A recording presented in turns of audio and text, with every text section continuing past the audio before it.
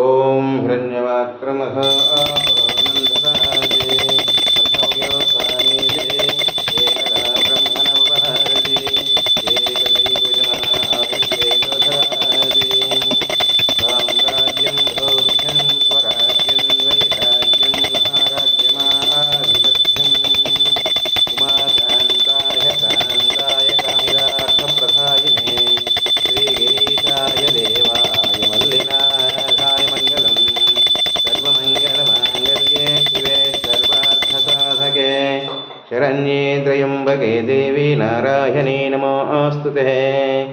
ॐ घोरेभ्यो घोरेभ्यो घोरघोरधरेभ्यः सर्वेभ्यः सर्वेभ्यो नमस्ते अस्तु रुद्ररूपेभ्यः तत्पुरुषाय विद्महे महादेवाय धीमहि तन्नो रुद्रः प्रचोदयात्।